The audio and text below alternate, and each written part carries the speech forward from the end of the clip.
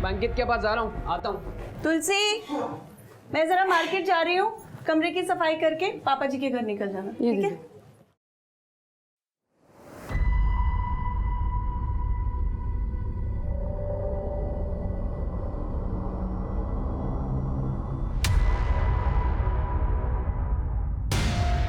ये बात मैंने पापा जी को बता दी।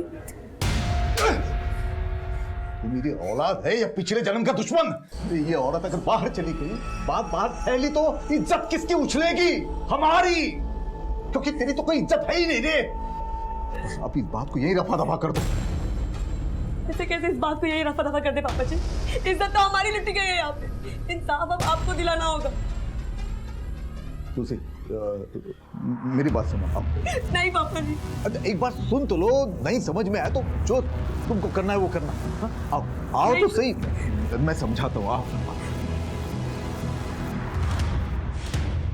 देख तुलसी, हम मानते हैं कि तुम्हारे साथ जो भी हुआ है गलत हुआ है। तो तुलसी, ये मर्द जो है ना, कुत्ता होता है, बिल्कुल कुत्ता। मारा उसको, तुम्हारे सामने थप्पड़ मार दिए। तुलसी ये रखो, ये कुछ पैसे रखो, तुम्हें हमारी कसम है, पकड़ो पकड़ो, और देंगे हम। तुम चाहोगी उतना, पर आज के बाद तुम हमारे घर काम करोगी, पर कहीं और काम नहीं करना है। मुंह है तो बात कहीं ना कहीं, कभी ना कभी मुंह से निकल जाती है ना। लेकिन अगर ये बात बाहर किसी को मालूम पड़ी तो मनीष का तो जो होना है वो होगा ही, पर तुम्हारी इज्जत भी जाएगी।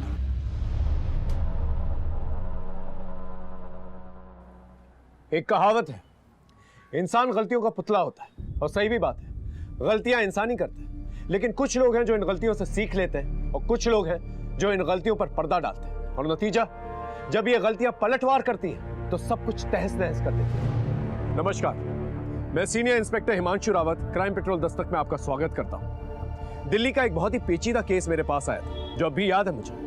गलतियों का यह सफर कहां से शुरू हुआ और कहां खत्म हुआ, और कितनी अनजान गलियों से गुजरा, ये देखकर आप भी हैरान हो जाएंगे। अरे अंधे नहीं है हम, पर 7 कनस्तर तेल सिर्फ 2 हफ्ते में। तुम तेल में समोसे तल रहे हो या तेल पी रहे हो? पापा, तेल इस्तेमाल हो रहा है और जितनी खपत होगी उतनी खपत के बारे में हमको ना समझाओ तुम। 30 साल से रेस्टोरेंट चला रहे हैं हम। तुम यहाँ निक्कर में घुमा करते थे ना, तब से चला रहे हैं और मुनाफा कमा रहे हैं। जब से तुमने और तुम्हारे बहन ने काम करना शुरू किया है ना, माल की खपत ज्यादा हो गई, पर धंधा वहीं के वहीं है। कहाँ तुम्हारी बहन? घर चली गई जल्दी। सेठ जी, रसीद पर साइन चाहिए। ला, मैं कर देता हूँ। तू क्यों करेगा? हम मालिक है ना, तो हम साइन करेंगे। अपने दिमाग को ज्यादा मत दौड़ाओ। ये इसी का बेटा है कि सौतेला है? उनका ही है, बुढ़ा अंगारे साहब, तीली लगते ही गरम। 30,000 रुपये महीना सैलरी देते हैं इनको, जबकि इनकी हैसियत सिर्फ 3,000 रुपये की है। हो गया? और सुनो, तेल मंगा लेना मंडी से, इन्होंने सारा तेल खत्म कर दिया है। अरे विशाल, वो ऑरेंज का नया टैब है ना, क्या फीचर्स यार उसके। अच्छा ये बता, तू वीकेंड्स में कहा था? तुझे फोन कर करके ना मेरी उंगली घिस गई। किसी को पटा लिया है क्या? कुछ भी यार। सुनना, अब तो एक काम करना, तो चल मैं आता हूँ। चल बाय बाय।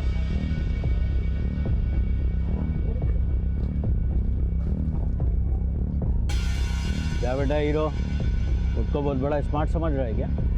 6 इंस्टॉलमेंट बकाया है तेरी। वो मैं देता हूँ ना, कुछ अरेंजमेंट कर रहा हूँ। ए हीरो, सीधे पैसे दे दे, नहीं तो लटका देंगे। भैया जी ने तो बोल दिया तुझे उठाने को। 2 दिन, कल और परसों, समझ गया ना? चल निकाल।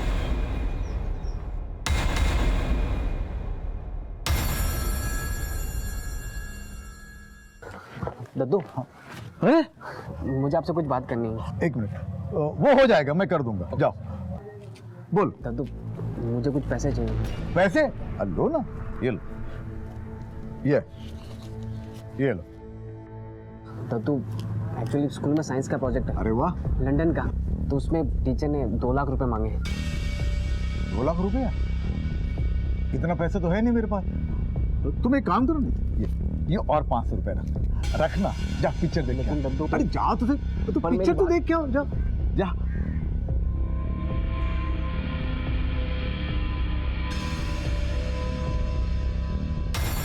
रस्तों की तुम बाप नहीं हो हमारे जो तुम्हारा कहना मान ले। अरे शर्मा जी, ये मैं थोड़ी ना कह रहा हूँ, ये हाउसिंग सोसाइटी वाले कह रहे हैं। पिछले 3 साल से आपके यहाँ का इंतजार कर रहे हैं। अब देखिए बिल्डर अच्छा है, आपकी वजह से काम रुका पड़ा हुआ है। ये कंसर्न लेटर पे साइन कर दीजिए ताकि आगे का काम आगे बढ़ सके। तो बढ़िया ना, बिल्कुल आगे बढ़िए। और रस्तोगी जी, आप तो बिल्डर के खास आदमी हो, आपको तो बड़ा एरिया मिलेगा। और हमारे घर तुड़वा के यहाँ पे जो बिल्डिंग बनेगी वो एक ही बिल्डिंग में सारे छोटे छोटे फ्लैट में हमको घुसा दिया जाएगा और जो मलाई है वो खुद हड़प लोगे। देखिए धंधा हम भी अच्छे से जानते हैं, पहले भी कई बार बोल चुके हैं, आज फिर एक बार बोलते हैं। इस सोसाइटी में हमारे 2 घर हैं, एक हमारा एक मनीष का।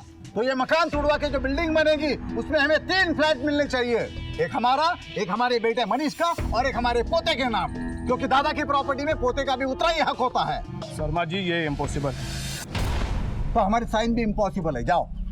बहुत हो गया मनोहर साहब, रस्तोगी जी का ऑफर बहुत अच्छा है सबके लिए, मान जाइए वरना कोर्ट जाना पड़ेगा। तो जाओ ना। अरे धमकी किसे दे रहे हो, जाओ। अरे पापा मान जाइए ना। चुप कर रहे। तू क्या जानता है दुनियादारी क्या होती है? कहाँ साइन करना है? यही है ना, इसी पे साइन करवाना है ना।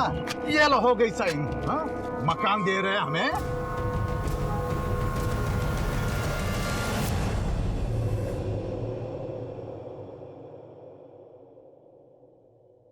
कैसा लगा घर? शानदार। बैठो ना। हाँ और रेस्टोरेंट तो तुमने देखा ही होगा ना? हाँ रेस्टोरेंट दिखा दिया होगा, अब घर भी दिखाने लाए हो। अच्छा है। पापा ये विकास है, मैंने बताया था ना आपको। हाँ तो तुम शादी करना चाहते हो इससे? जी। उम्र क्या है तुम्हारी? 26। और इसने कितनी बताई अपनी? 27 बताइए पापा। 34 की है ये, तुमसे 8 साल बड़ी है। करते क्या हो? शॉप है। तुमको पूछा है? देखो बात ऐसी है भाई, ना तो शादी का कोई खर्चा मिलेगा ना दहेज मिलेगा। और ये जो रेस्टोरेंट की बात बता रही थी अभी, वो तो जब तक हम जिंदा है उसमें से एक भी ढेला ना तो इसे मिलने वाला है ना तो इसके भाई को मिलने वाला है। ये दोनों हमारे पास सैलरी पे है। पापा आप क्या कह रहे हैं? चुप कर। हम जानते हैं ऐसे मुखोरों को, ये तुमसे नहीं हमारे दौलत से रिश्ता जोड़ना चाहते हैं। तो तुमने मुझे मेरी बेइज्जती करने के लिए बुलाया यहाँ? कैसी बेइज्जती? बेइज्जती उसकी होती है जिसकी कोई इज्जत हो। औकात क्या है तुम्हारी? निकलो यहाँ से, निकलो। विकास, विकास सुनो ना। विकास, विकास। पापा नहीं, दुश्मन है आप। इसके पहले भी 9 रिश्ते आप रिजेक्ट करवा चुके हैं। 34 की हो गई हूँ मैं।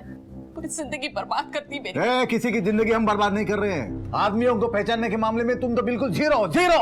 और जब तक हम जिंदा हैं इस घर में किसी की मनमानी नहीं चलेगी।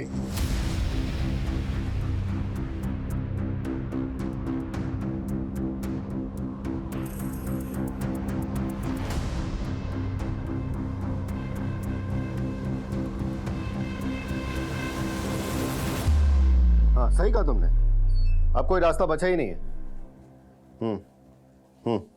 नहीं क्या करें, मजबूरी है। नहीं तुम वही करो जो तुम कह रहे थे।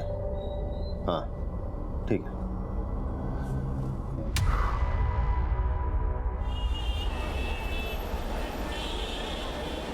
सेठ जी वो राशन वाला आया है। हाँ। और ये कुछ वाउचर भी साइन करवानी थी। हाँ अभी आता हूँ।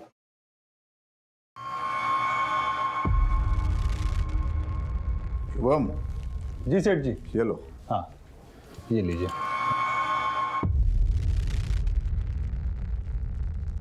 सामान जो है ध्यान से चेक करके लेना। अच्छा सेठ जी नमस्ते।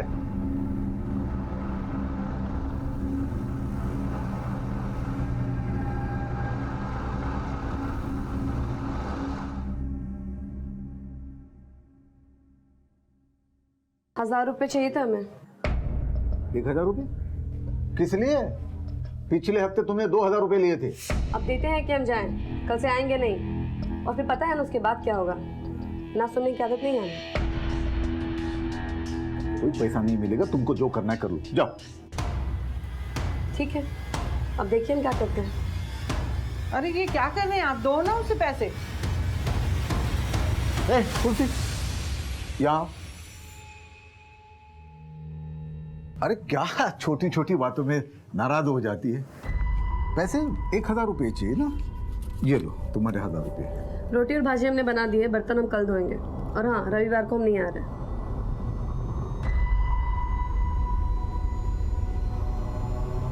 इस घर को और धंधे को संभालते संभालते थक गया हूं मैं।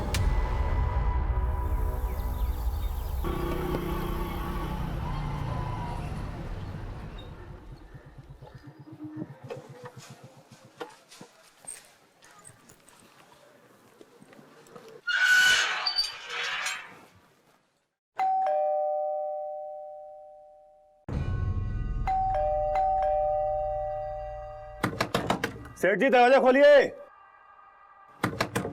सेठ जी।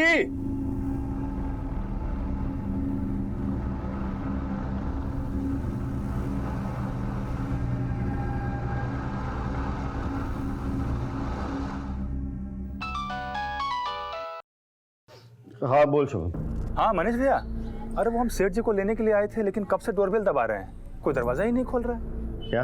अरे बहुत देर से ट्राई कर रहे हैं, कोई रिस्पॉन्स ही नहीं आ रहा है। आप जल्दी आइए यार, हमको बहुत टेंशन हो रहा है। अच्छा मैं चाबी लेकर आता हूँ अभी। हाँ रुकना वहीं पर। हाँ अरे त्रिखा, लेकिन अभी अरे अभी तक नहीं खुला भैया, लेकिन अभी तक नहीं खोला। चलो चलो चाबी लाओ। कब से डोरबेल दबा रहे हैं हम। हाँ आ जाओ आ जाओ। पापा पापा पापा। सेठ जी। Mummy mummy mummy. सेठ जी दीदी।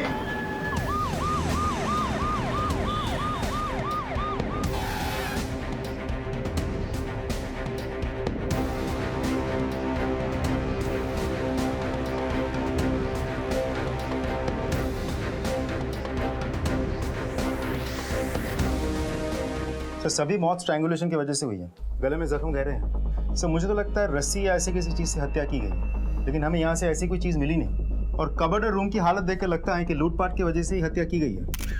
कोई फोर्स्ड एंट्री? नहीं सर। इसका मतलब ये लोग कातिल को जानते थे। कातिल के लिए दरवाजा खोला, कातिल अंदर आया, इनको मार के फरार हो गया। 3 हत्याएं हुई। सभी थानों को अलर्ट करो और पता करो कोई लूट मार वाला गैंग सक्रिय तो नहीं हो। सर घर में ज्यादा पैसे नहीं रहते थे, रेस्टोरेंट की कमाई हर तीसरे दिन पापा बैंक में जमा करवा देते थे। तो सर मम्मी के जेवर भी ज्यादातर लॉकर में ही रहते थे बैंक के। आप लोग किधर रहते हैं? सर मैं और मेरी फैमिली यहीं कॉलोनी में आगे रहते हैं। कल मैं आया था पापा से मिलने।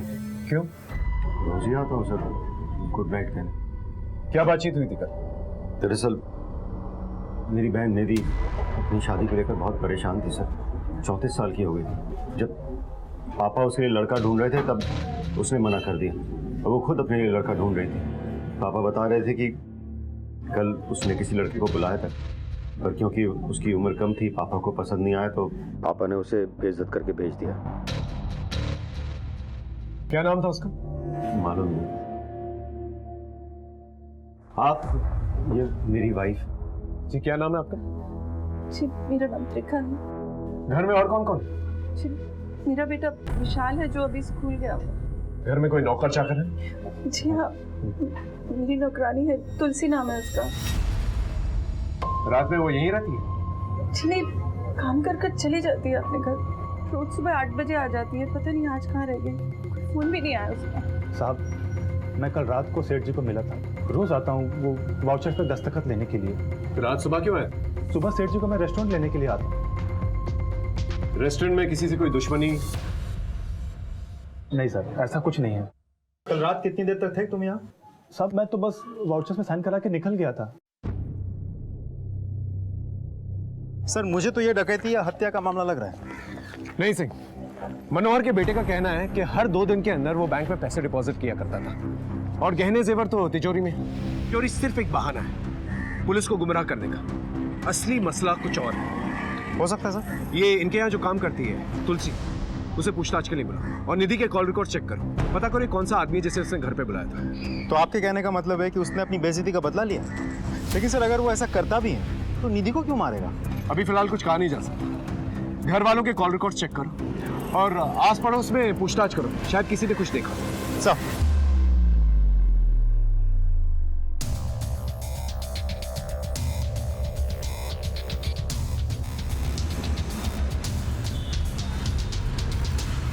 और सुनो, तुलसी का घर कौन सा है? सर वो रहा सर, उसके घर पर तो डाला है, इसके बाजू में उसकी बहन चमेली का घर है, उनसे पूछ लेना सर। साहब तुलसी बहन है मेरी, मनोहर साहब के यहाँ काम छोड़ने बोल रही थी। क्यों? क्या मालूम साहब क्या हुआ है वहाँ पे। जब भी वो बोलती थी काम छोड़ने के लिए, मनोहर साहब उसकी तनख्वाह बढ़ा देते हैं। अच्छी तुलसी और कहाँ कहाँ काम करती है? बस मनोहर साहब और उनके बेटे मनीष के यहाँ काम करती थी। मनीष? अरे साहब मालूम नहीं कैसे हर महीने तनख्वाह बढ़ती थी तुलसी की मनोहर जी के घर पे। हर महीने? कहीं मनोहर जी का कोई चक्कर तो नहीं था तुलसी के साथ? इस तरह से अचानक उसका गायब हो जाना कोई बड़ी वजह तो जरूर होगी। इस तुलसी के बारे में जल्द से जल्द पता लगा और फैमिली से पूछताछ करो, शायद कुछ पता चले। सब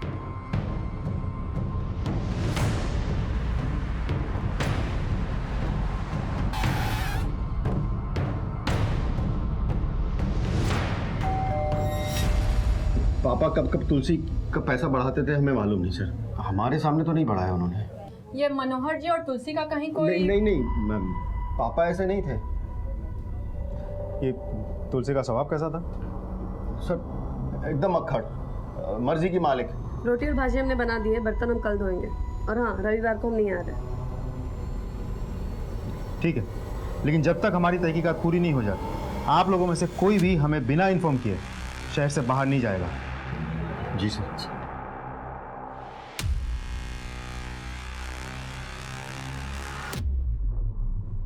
इस तुलसी का कोई तो चक्कर है।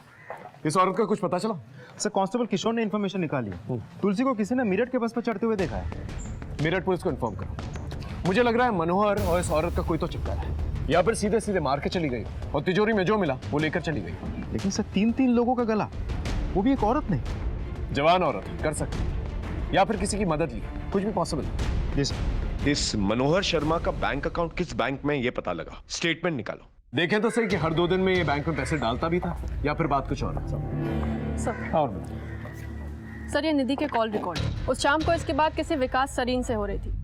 इनफैक्ट पहले भी बहुत बातें हो चुकी हैं। पता निकलवा लिया इसका, बुलवा भी लिया। गुड। निधि शर्मा को कब से जानते हो? सर 1 महीने से रिलेशनशिप में है मैं और निधि। कहाँ मिली? इंटरनेट पे। उम्र में तुझसे बड़ी है, पैसा देके उसके पीछे पड़ा। सर कैसी बात कर रहे हैं, वो अच्छी लड़की है। देख होशियारी मत कर, है नहीं थी, मर चुकी है वो। ये मुझे नहीं मालूम है सर। ये तो मालूम है ना, उसके बाप का रेस्टोरेंट है। पहले नहीं पता था, बाद में मालूम हुआ सर। और निधि ने मुझे खुद प्रपोज किया था सर। अपने पापा से भी उसी ने बात करी थी। मैं जब उस दिन उसके घर गया, उस बुढ़े ने निधि के पापा ने सर मेरी इज्जत उतार ली। मैं मानता हूँ सर कि मन में थोड़ा लालच था कि मैं भी बड़े घर का दामाद बनूं। और दामाद बन नहीं पाया तो सबको मार के बदला ले लिए। उस रात को कहाँ था तू? सर यही था, बस्ती में ही था। लॉकअप पे मत करो सर। लेके जा। सर मैंने कुछ नहीं किया, आप पता करवा लीजिए, मैं बस्ती में ही था। सर सिंह, पता करो ये सच बोल रहा है कि नहीं, और मनोहर का बैकग्राउंड चेक करो। अगर एक सड़क चलता आदमी उसकी लड़की के जरिए उसे टारगेट कर सकता है तो कुछ और लोग भी हो सकते हैं। चल। कहाँ था तू इतने दिनों से? कितने दिनों से फोन ट्राई कर, फोन क्यों नहीं उठाता तू? झुमके मेरे लिए अपने ब्याह के दिन पहनूंगी। चल बता कब रचा रहा है ब्याह, और ज्यादा टाल मटोल मत करना। कैसी लग रही हूं मैं?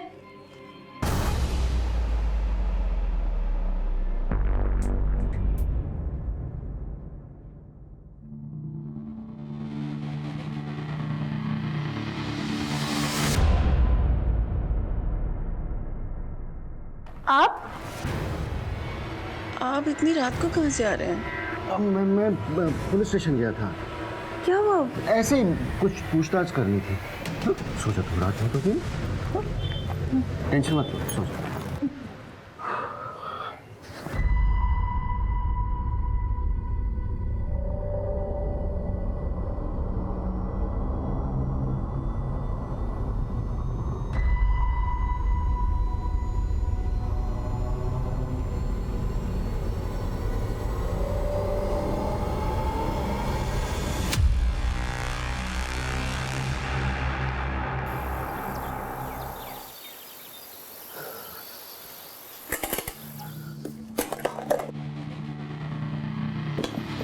क्या कर रहे हैं तुम?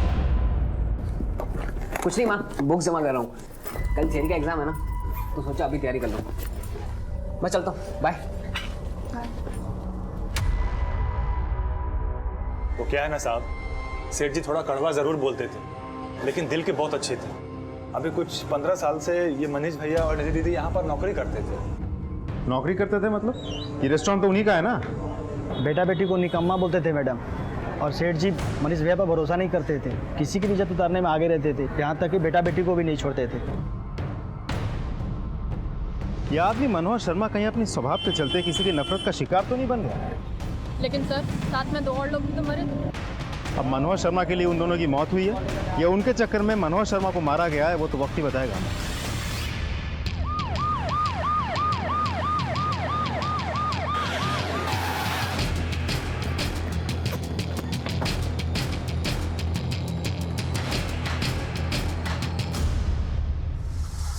ये देखिए,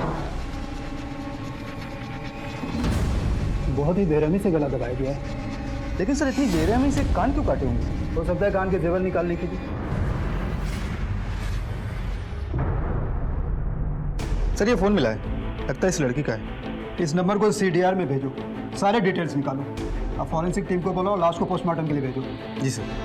हाँ साहब, यहाँ का सेक्रेटरी मैं ही हूँ। डेवलपर का खास आदमी है भुवन रस्तोगी। 3 साल से मनोहर साहब के पीछे पड़ा है कंसेंट पेपर पे साइन कराने के लिए। रस्तोगी बोल रहा था अब तो बुढ़े के मरने के बाद ही कुछ हो पाएगा। क्या है ना कि करोड़ों अटका हुआ है डेवलपर का। अच्छा एक बात बताइए, अब जब मनोहर जी नहीं रहे, उनकी डेथ हो गई, तो पेपर पे साइन कौन करेगा? कौन करेगा? बेटा बेटी, और सॉरी बेटी तो मर चुकी है, मनीष ही करेगा। उसको तैयार भी कर लिया है रस्तोगी ने। सर रिंग जा रही है, रस्तोगी फोन नहीं उठा रहा है, लगता है फरार हो गया सर। मुझे तो लगता है सारा खेल फायदे नुकसान का। फायदे और नुकसान का? ऑफ कोर्स, घर पे बाप का कंट्रोल, रेस्टोरेंट पे बाप का कंट्रोल, रीडेवलपमेंट बाप की वजह से रुका। मनोहर की मौत से मनीष, रस्तोगी, तुलसी और ना जाने कितने लोगों को फायदा हो सकता है। तो फिर बहन क्यों मारी गई सर? देखा जाए तो सबसे ज्यादा फायदा मनीष ही को है, क्योंकि कोई अब हिस्सेदार ही नहीं। एक काम करो, ये सारे घर वालों के कॉल रिकॉर्ड चेक करो, इनके मूवमेंट्स पे नजर रखो। इस परिवार से जुड़े हर एक इंसान की पूरी कहानी चाहिए मुझे। चलो। सर। हाँ कम है। सर ये मनोहर के बैंक अकाउंट के डिटेल्स। इस अकाउंट में पिछले 1 हफ्ते में कोई भी पैसा डिपॉजिट नहीं हुआ है सर, लेकिन हाँ मनोहर की बीवी के जेवर लॉकर में मौजूद है। हो सकता है मनीष को इस बात का पता ना हो, या फिर पैसों को लेके हमसे कुछ छुपा रहा हो। Sir by the way, Manish का भी एक सेविंग अकाउंट इस बैंक में है। उसके अकाउंट के ट्रांजैक्शन पर नजर रखो, मुझे पूरा अंदेशा है कोई ना कोई हरकत जरूर होगी।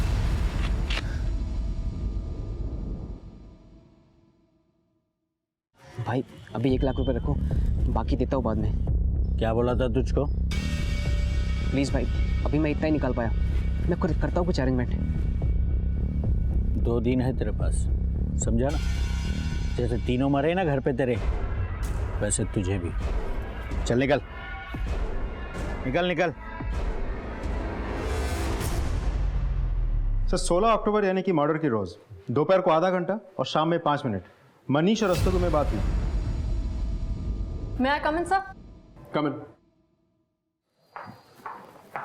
सर अभी अभी बैंक से फोन आया था, मनीष ने अपने अकाउंट में 9 लाख रुपए डिपॉजिट कराए, वो भी कैश। जिस बात का मुझे अंदेशा था वही, ये पूरा का पूरा खेल मनीष और डेवलपर का रहा। ये रस्तोगी तो फरार है, इससे पहले मनीष फरार हो जाए उसे उठा के लेके, और पता लगा ये रस्तोगी है कहाँ। एक घर में 3 लोगों की एक साथ हत्या हो गई।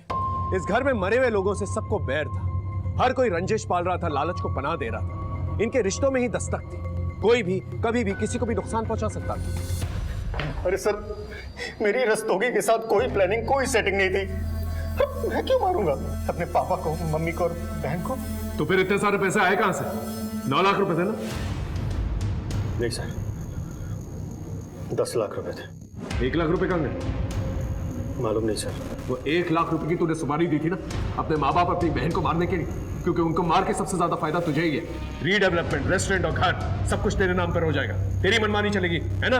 देखिए सर, आपको जो कहना आप कह सकते हैं, लेकिन मैंने किसी की कोई सुपारी नहीं दी है सर। पाई पाई करके पैसे जोड़े हैं रेस्टोरेंट में काम करके। जोड़े हैं या फिर वहां से तोड़े हैं? देख सब सच बता, वरना हलक से जबान निकालूंगा, समझा? बोल। सर देखिए, रेस्टोरेंट में काम करने के पापा मुझे 30,000 रुपए देते थे। आपको लगता है 30,000 रुपए में घर चल सकता है? तो कभी कभार ऊपर से 1,000-2,000 रुपए मार लेता था। मर्डर के दिन रस्तोगी से बातचीत हुई थी तेरी? बहुत बातचीत होती थी उसके साथ, क्यों? सर उस दिन पापा का रस्तोगी के साथ फिर से झगड़ा हुआ, और उस शाम। अरे मनीष भाई, अपने बाप को कंट्रोल में रखो, एकदम लिमिट से बाहर जा रहे हैं वो। मेरे बस में कुछ है क्या? जानता हूँ, ऐसे ही माँ बाप के बारे में बच्चे बोलते हैं कि जल्दी निकल जाए तो अच्छा है। आप मनीष भाई मेरी बात सुनो ना, आप दस्तखत करवा दो, मैं सामने वाले से ना आपको कुछ पैसे दिलवा दूंगा। कितने? डेवलपर दरिया दिल आदमी है, उसको बोल कर ना 10 लाख रुपया दिलवा दूंगा। 2 लाख पेशगी, बाकी 8 लाख काम होने के बाद। देखो, मेरा बाप दस्तखत तो नहीं करेगा, कोई दूसरा रास्ता है तो बताओ। एक रास्ता है, लेकिन वो रास्ता डेंजर है। बोलो, समझो आपके ही सेंस से काम चल जाएगा। क्या जुगाड़? मालूम नहीं सर। ठीक। सर सर मेरा इसमें कोई हाथ नहीं सर। आप मुझे इस तरह यहाँ पर क्यों बांध कर रखे हुए? हमें भी नहीं मालूम। Sir please sir.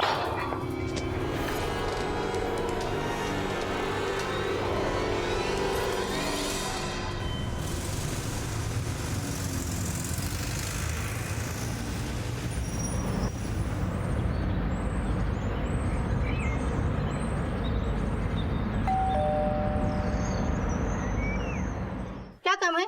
मैडम आपका पार्सल। नहीं, हमें कोई पार्सल नहीं चाहिए। जिसे पार्सल चाहिए वो अंदर है।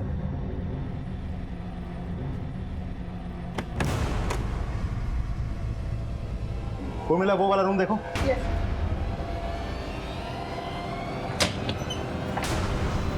हो गया, चले।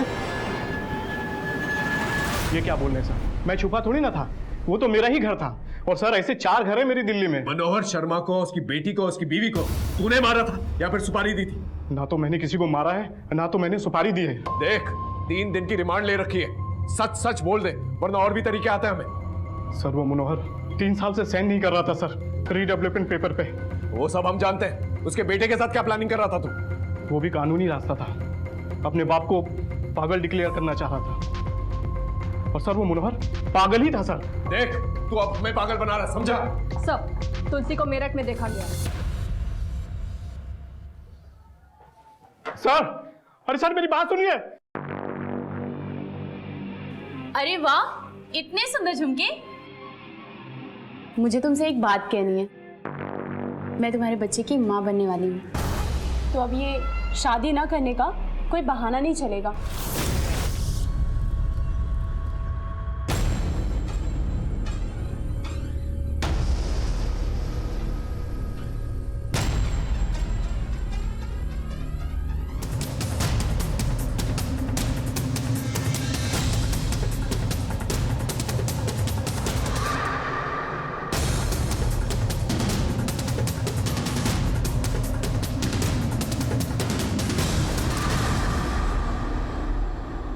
साहब हम डर गए थे साहब। उस घर के लोग सब एक दूसरे के पीछे ही पड़े रहते थे, हम पे भी शक कर रहे थे साहब। हमारा तो झगड़ा भी हुआ था मनोहर साहब से, इसीलिए भागे थे साहब हम। झगड़ा क्यों? सब वो है ना मनोहर साहब, वो सबसे झगड़ते थे साहब। फिर काम क्यों करती थी वहां पर? पति की तनख्वाह क्यों बढ़ाता था? क्या तू बढ़वाती? क्या चक्कर था? मैंने पूछा चक्कर क्या है? बोलेगी या इनसे बुलवाओ? बोल। सब कुछ चक्कर नहीं था हमारा, उस घर में हमारी इज्जत लुटाई गई थी।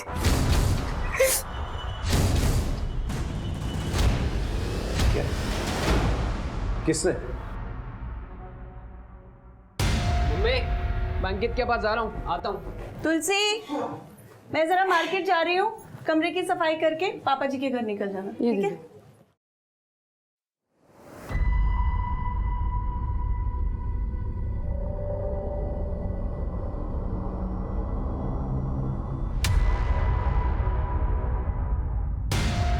ये बात मैंने पापा जी को बता दी। तू मेरी औलाद है या पिछले जन्म का दुश्मन?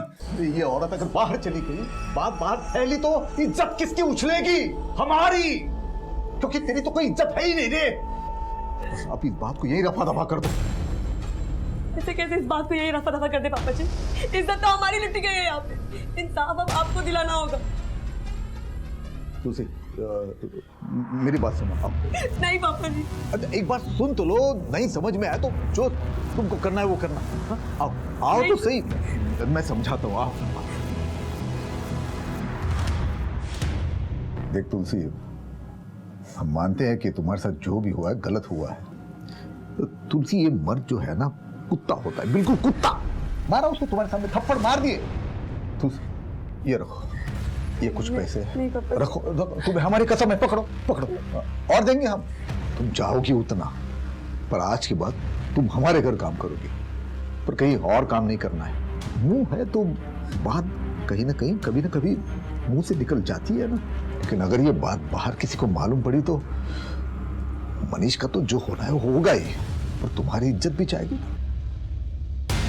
तुम्हारे साथ जो हुआ वो अपराध था, तुमने पुलिस में कंप्लेन क्यों नहीं की? साहब हमें अपनी बात में फंसा लिया था पापा जी ने, अपनी इज्जत की दुआई देके। तुम्हें क्या लगता है ये मनीष ने अपने माँ बाप और अपनी बहन को मारा है? पता नहीं साहब, उस घर में सब एक जैसे हैं, बच्चा हो या बड़ा। मतलब? वो मनीष का बेटा विशाल, पापा जी सबसे ज्यादा उसे ही मानते थे, और वो पापा जी से हमेशा पैसे मांगते रहता था, और पापा जी उस पे हजारों लुटाते थे साहब। इतने पैसों को करता क्या था? पता नहीं साहब, स्कूल में है मगर बड़ों वाली सारी बुरी हरकतें हैं उसमें, और एक नंबर का बिगड़ैल है सर। और एक बार तो साहब से उसने 2 लाख रुपए मांगे। टीचर ने 2 लाख रुपए मांगे। उर्मिला, इनका स्टेटमेंट लो और इस मनीष के खिलाफ रेप का केस दर्ज करो। सर मुझे समझ में नहीं आ रहा, इतने कम उम्र के लड़कों को इतने पैसों की क्या जरूरत आन पड़ी? ड्रग्स वग्स का तो कोई चक्कर नहीं है सर। कहीं ऐसा तो नहीं कि विशाल ने अपने दादाजी से पैसे मांगे हो, दादाजी ने पैसे देने से इनकार कर दिया तो उसने दादाजी को मार दिया? ये बात तो विशाल ही बेहतर बता सकता। उसे उठवाओ। सर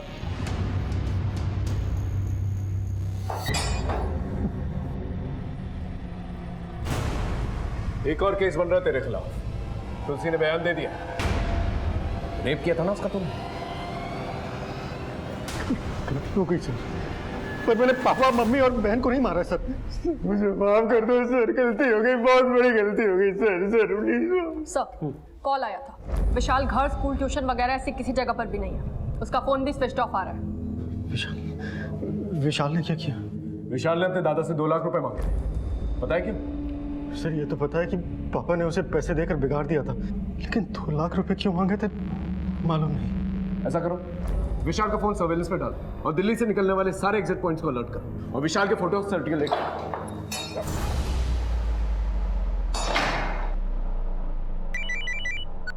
हाँ सिंह बोलो। सर अपना खबरी चंदू बता रहा है कि निधि और शुभम के बीच कुछ तो चल रहा था, दोनों को कई बार एक साथ देखा गया है। इस शुभम से पूछताछ करो, पता करो मामला क्या है। ऐसा कोई मामला नहीं था साहब। दरअसल निधि दीदी अपने पिता और भाई के स्वभाव से परेशान रहती थी, इसलिए वो हमसे बात करके अपना दिल हल्का करती थी।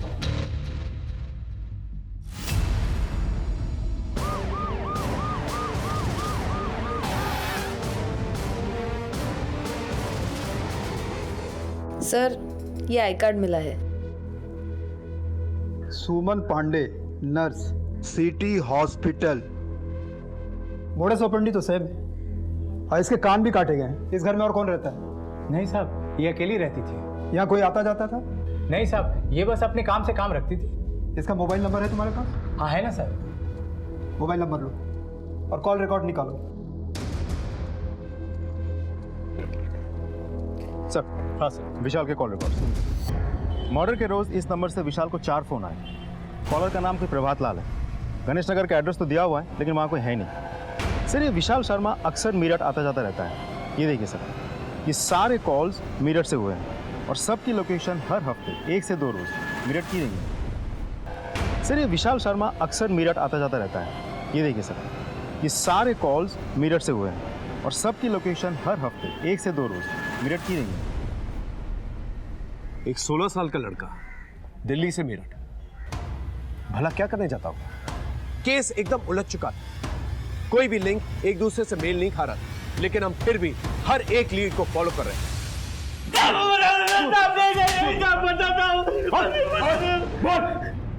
साहब वो मैं विशाल को लड़कियां सप्लाई करता था साहब। लड़कियां? कब से? साल भर से। यहाँ दिल्ली में? नहीं साहब, विशाल हफ्ते के हफ्ते मेरठ ही आता था साहब। शुरू में बराबर पैसा देता था, बाद में उधारी पे आ गया साहब। 2 लाख रुपया बकाया था, इसीलिए 16 तारीख को मैंने उसको फोन किया था। लड़कियां पैसा मांग रही थी साहब। परसों उसने 1 लाख रुपया लाके दिया और बोला 2 दिन में देता हूँ, फिर फरार हो गया साहब। हम लोग भी उसी को ढूंढ रहे हैं साहब। परसों मिला था तुझे? सर, विशाल मेरठ में एसपी रोड पे अपने दोस्त के घर में। मेरठ पुलिस को अलर्ट करो। साहब।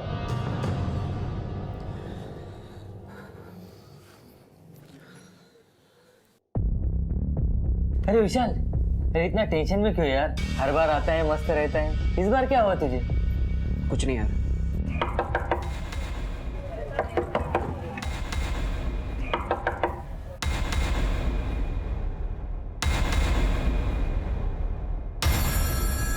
क्या हुआ सर?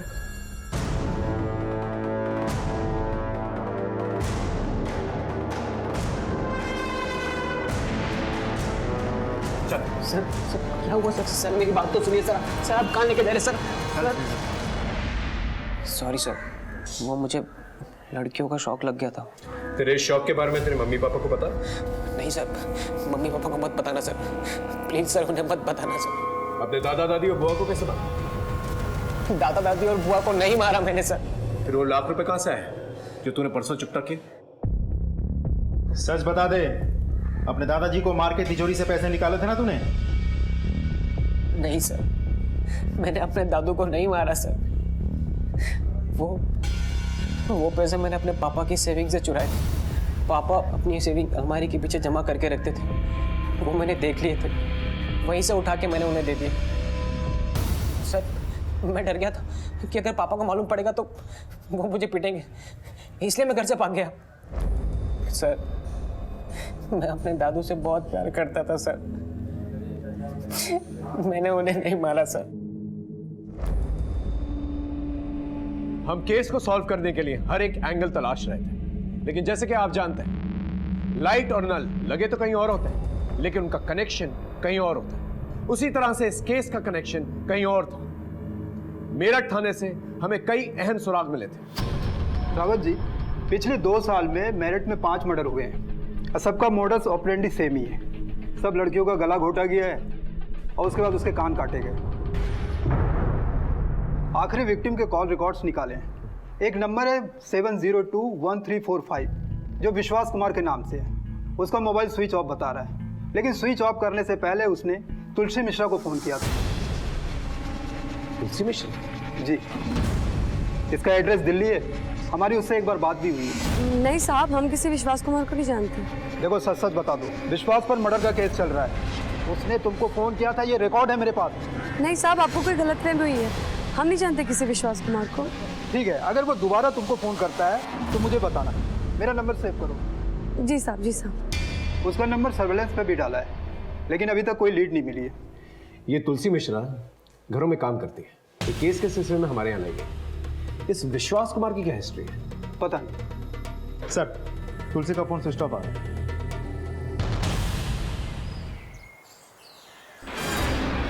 चलिए दूर हटिए आप लोग।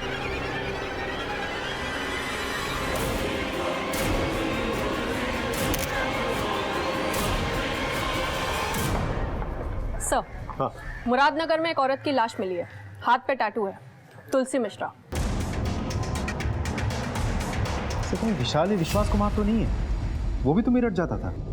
ये विश्वास कुमार तुलसी के टच में था और अब तुलसी मर गई है। इस तुलसी के कॉल रिकॉर्ड दोबारा से चेक करो। वहां के मर्डर्स और यहाँ के मर्डर्स में कॉमन लिंक तुलसी है। इसी के जरिए हमें पता चल सकता है कि मनोहर उसकी बीवी और उसकी बेटी को किसने मारा। मनोहर उसकी फैमिली से जुड़े सभी लोगों के कॉल रिकॉर्ड्स दोबारा से चेक करो, शायद कुछ मिल जाए। सर अब मामला कुछ कुछ साफ होने लगा था। मेरी टीम ने दिन रात एक कर दिए थे, हर एक डिटेल को बारीकी से परखा था और अब हमारे हाथ कुछ अहम सुराग लग गए। मैं come in sir? Come in sir. Tulsi Mishra के कॉल रिकॉर्ड। तुलसी से फ्रीक्वेंटली बात सिर्फ निधि, त्रिका इसकी होती थी और सर यही हर हफ्ते मेरठ भी जाता था। देर आए दुरुस्त।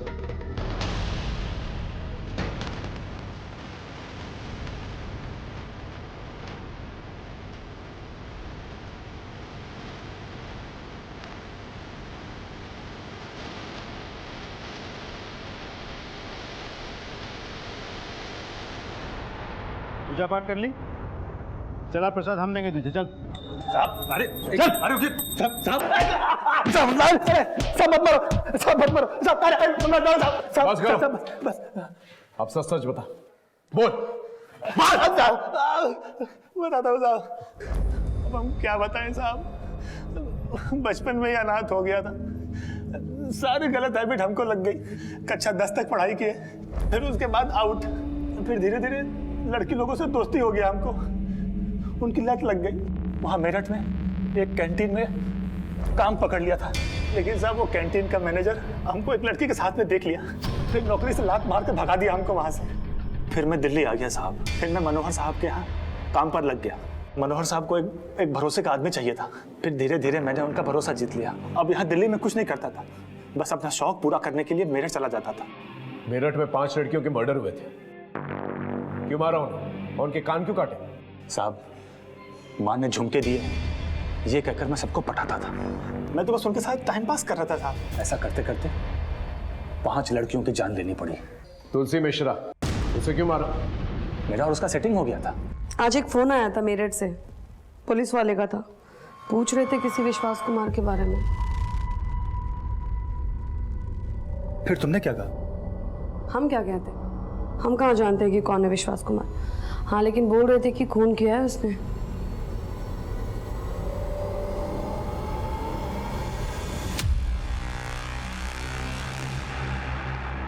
वो लोग जिस नंबर की बात कर रहे हैं वो नंबर तुम्हारा है ना?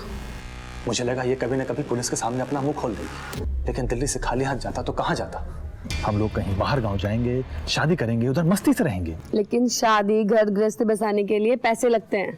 तभी तो कह रहा हूँ इस बार कुछ बड़ा हाथ मारना है। देख तुझे क्या करना है,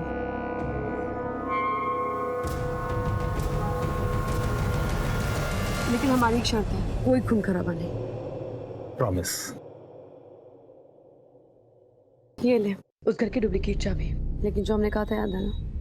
हाँ टेंशन मत ले।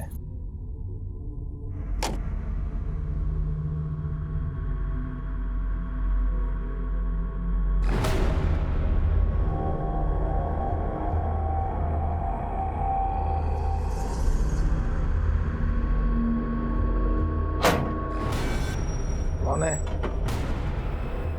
तू यहाँ क्यों आया? चोरी करने आया है कमीने? रुक!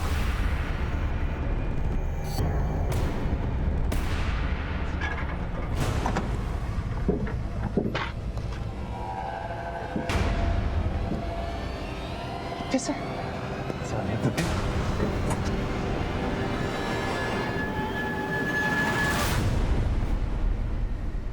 फिर तुलसी गायब हो गई, और जब आप उसको ढूंढ करके लाए उसके बाद हम तुलसी को मिले थे।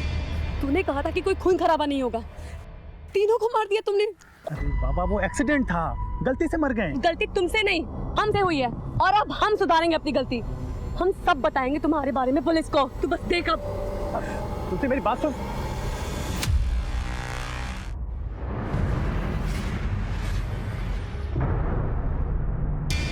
हम क्या करते साहब, कोई ऑप्शन नहीं बचा था। हमारे पास ऑप्शन है, फांसी का फंदा।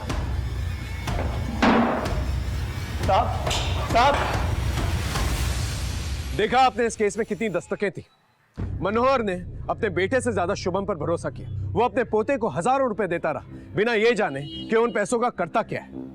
मनीष ने अपने बाप की दौलत ही नहीं लूटी, बल्कि तुलसी की इज्जत भी लूटी। लेकिन तुलसी ने अपने पर हुए इस दुष्कर्म को छुपा के रखा। यहां तक कि जब शुभम के बारे में पुलिस ने पूछताछ भी की, तुलसी ने इस दस्तक को अनसुना कर दिया। त्रिखा ने अपने मुजरिम पति को पनाह दी, उसी गलती पे पर्दा डाला, और यही सेम गलती मनोहर ने फिर से दोहराई। लोग गलतियों पे गलतियां करते चले गए, दस्तकें इग्नोर करते चले गए, और नतीजा आपसी रंजिश का किसी और ने फायदा उठाया। निधि और निधि की मां बेमौत मारेगी। कभी भी कोई अनजान इंसान से दोस्ती करने से पहले उसे जान लेना बहुत जरूरी है। ये गलती कभी भी जानलेवा साबित हो सकती है। फिर मिलेंगे एक नए एपिसोड के साथ, तब तक देखते रहिए क्राइम पेट्रोल दस्तक। मकसद बताना नहीं, बचाना है।